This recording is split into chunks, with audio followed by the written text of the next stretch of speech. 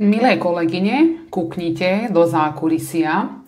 Veľmi som sa tešila na dnes a na začiatok tohto týždňa, lebo nemám žiadny konkrétny taký program, takže už som si konečne vedela spraviť biomikroneedling, to jest akoby mikroihličkovanie, ale so spikulami. Je to značka Dermelar, už to máme v ponuke asi už aj rok. A je to táto tmavo-hnedá, skoro čierna pasta, ktorá vlastne obsahuje riasy.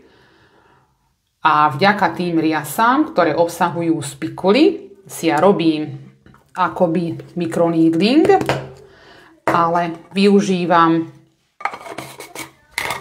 zloženie tých rias. Lebo keby ste ich dali pod mikroskop, tak tam by ste videli, že oni majú akoby také hroty a vďaka tomu sa robí veľmi intenzívny biomikroneedling na mojej pokožke. Táto pasta sa musí vrstviť, ale ja to už budem zmývať, mám to už teraz 15 minút a na pocit to je také, jak keby som si teraz zaborila celú tvár do sklenenej vaty, alebo jak keby som mala viac tisíc ihiel napichnutých po celej tvári. Takže nie je to také najpríjemnejšie ošetrenie, musím povedať, ale sú neskutočné výsledky, lebo celý proces alebo celý základ tohto biomikroneedling ošetrenia je v tom, že celý ten proces, keď sa nám za 28 dní pokožka obnoví, že sa nové bunky dostávajú na povrch kože, staré odumreté bunky sa vlastne zlupujú, tak touto pastou, touto Crystal Peel maskou toto vieme veľmi krásne zintenzívniť. Takže ten proces, ktorý trvá bežne tých 28 dní, nám táto Crystal Peel pasta spraví za 5 dní. Takže kvôli tomu je to aj veľmi intenzívne ošetrenie. Ja musím povedať, že podľa mňa to nie je vhodné pre každého. Ani teraz, keď sa pozerám, že v rámci kozmetiky, v rámci salónu, není to naozaj vhodné pre každú klientku. Neznesie, nie je to bolestivé, netvrdím, že ma to bolí, ale proste cítim tie mikrovpichy. A čo je tu veľmi dôležité, ani nie samotný ten proces, teraz, že som si naniesla túto Crystal Peel pastu, to zvládne každý, aj každá kozmetička, není to nič strašné, ale tu je veľmi dôležitá tá starostlivosť o pleť po ošetrení. A keď zákazníčka nechce spolupracovať, alebo keď si nechce kúpiť tie produkty na home care, ktoré sú veľmi potrebné po takomto agresívnom ošetrení, tak jej to proste nerobte.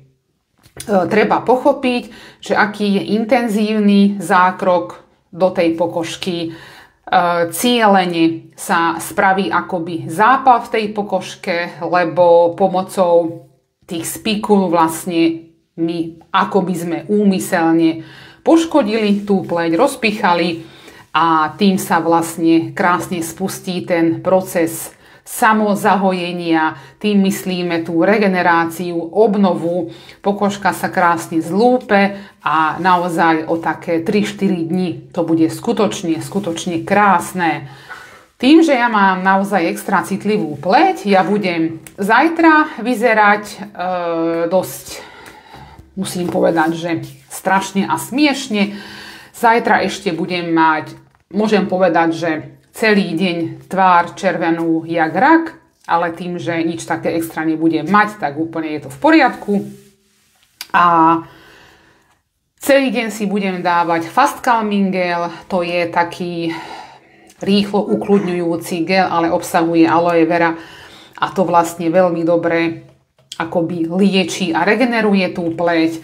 Potom si dávam krém od BCN Epitel, veľmi dobre urýchli epitelizáciu, liečenie tej pokožky, žiadny make-up, absolútne nič, nechám tú pokožku, nech to je krásne, voľné, nech to dýcha, nebudem si dávať žiadne BB krémy, make-upy, absolútne nič. A úplne znesiem to, že budem červená jak rák. Ešte aj útorok podľa mňa, okolo stredy sa mi už pokožka bude zlupovať a ako vlastne sa zlúpi tá odumretá rohová vrstva, tie korneocity, tak pod tým sa mi odhalí krásna, zdravá pleť. Takže keď ste si všimli, nedávam si úplne až blízko pod oči, lebo tam je naozaj pokožka veľmi citlivá. Tam si to vôbec nedávam, ani nedrhnem. A už teraz úplne cítim taký nával tepla do tváre. Moja pokožka je už teraz vo fáze zápalu, čo je vlastne cieľ toho ošetrenia. Takže už sa to pekne začne liečiť, sa spustí ten samoregeneračný proces v tej mojej pleti. Ale hovorím zajtra, pozajtra to nebude veľmi, veľmi pekné. Ale ja vlastne viem, že aký je priebeh toho ošetrenia, takže úplne mi to vôbec nevadí, ale okolo stredy štvrtka to už bude naozaj krásne a také, jak to má byť. Tak keď si robím toto ošetrenie, tak zo salóna si donesiem všetko domov, čo vlastne má Dermelár. Veľmi jemná čistiaca pena, s týmto si vlastne budem pleť čistiť, ošetrovať. Veľmi je vynikajúci tento pH tonik. Neobsahuje žiadne dráždivé látky, len proste to, čo akurát teraz tá moja podráždená pleť bude potrebovať. Ako som spomínala, Fast Calming si budem teraz dávať denne aj 3-4 krát plus Epitel.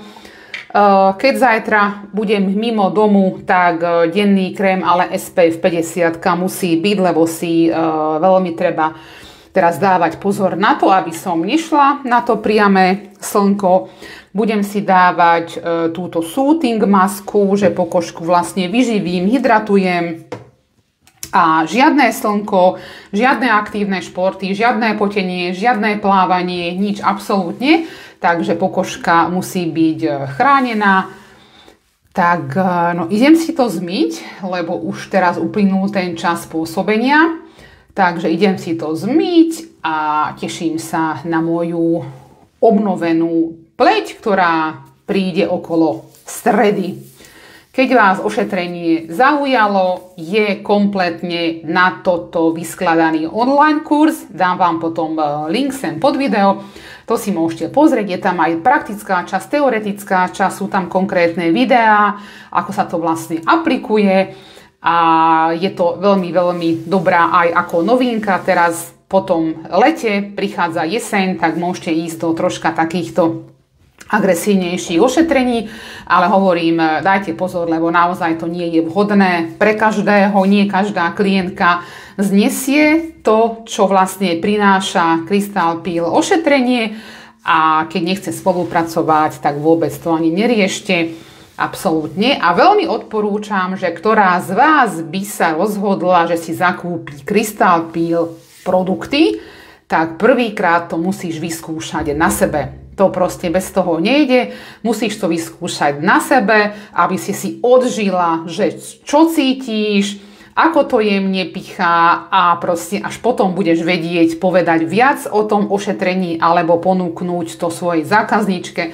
Bez toho, že to neodskúšaš a že to neodžiješ, tak nevieš, že čím bude prechádzať aj tá klientka, keď sa rozhodne pre Crystal Peel ošetrenie.